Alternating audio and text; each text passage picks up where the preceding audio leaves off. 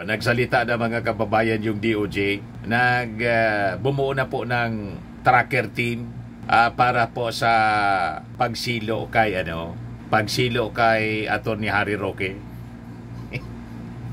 Tapos magtago ka na sa ilalim ng lupa.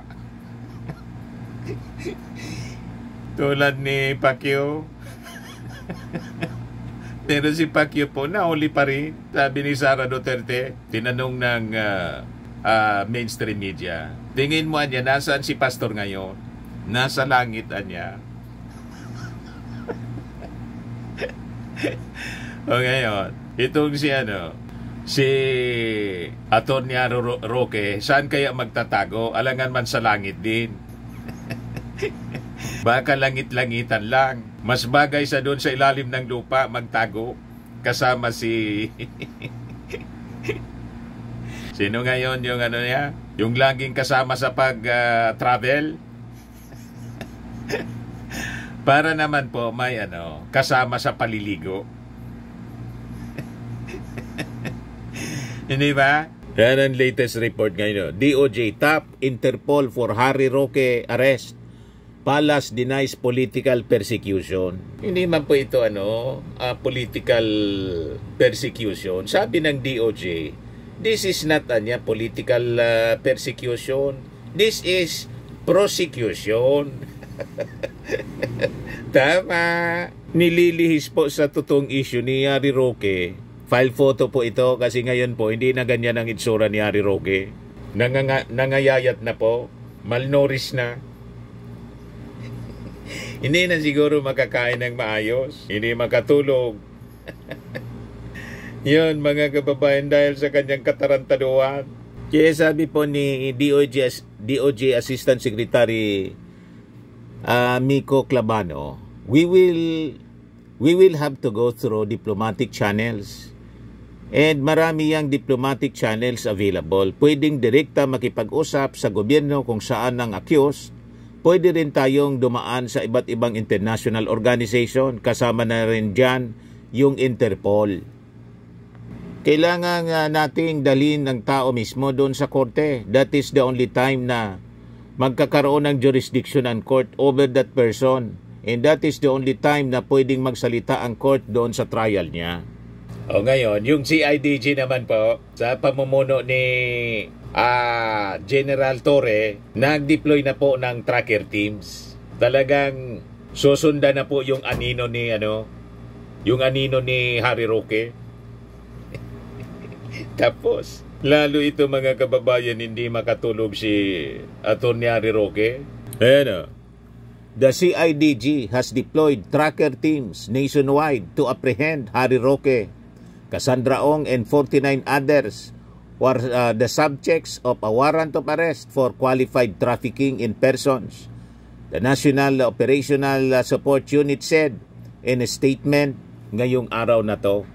Sabi dito sa balita na pinablis ng ABS-CBN, the CIDG's tracker teams are already in place and are deployed 24/7 because one of the main tasks of CIDG is manhunt and the arrest of fugitives in wanted persons nationwide. Sabi po ni CIDG Chief General Police Major General Nicolas Torre. As of early this morning, the tracker team, sabi po ni Torre, are tracking and pursuing the 51 accused subjects of the arrest warrant across the country. Rest assured that your CIDG is relentless in its campaign against wanted persons and fugitives and steadfast in implementing all laws in arrest its violators. The CIDG is dauntless. The CIDG means business, sabi po ni General Torre. Yung alleged anak ng Diyos nga na si Pacquiao po, nagtago na sa ilalim ng lupa.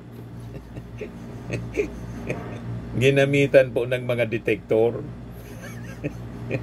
Ang sabi ni Sara Duterte, nasa langit, pero nasa ilalim pala ng lupa.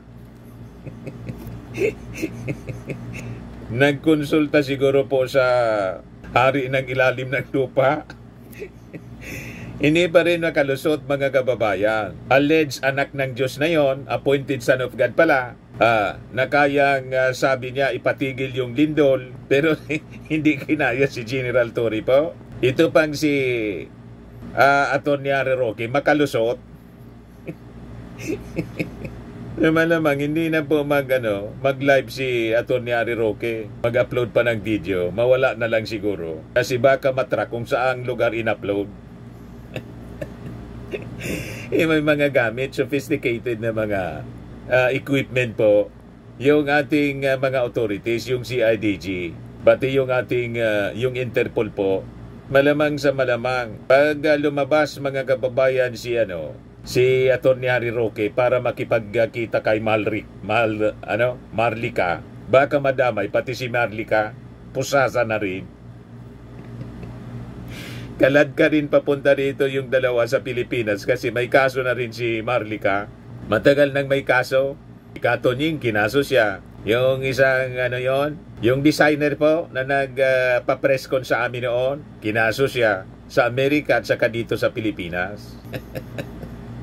Yan kasi, ang sasama kasi ng ugali ninyo. Nasangkot kayo sa mga illegalities. Yung kaso ni napakabigat. Qualified human trafficking, non-bailable po. Kaya pag nahuli po si Atty. Roque, tapos kulong mga kababayan. Dire-diretsong makukulong kasi walang piyansa yung kaso. Excited po yung mga netizen. Sabi rito ni Sophia Davidson, let justice prevail. Sabi ni Benny Jansen, bigyan ko na kayo ng tip. Basta sa Davao Region, dyan sila lahat nagtatago. Sabi ni AG Sanciano, puro siya political harassment. Ano naman ang tawag sa gawa niya laban sa Pangulo? Matapang siya. Bakit din siya umuwi at tarapin ang kaso? Sabi ni Sosyo Kinsuwi, ubusan na yung mga hinap ng matahimik na ang ating bansa.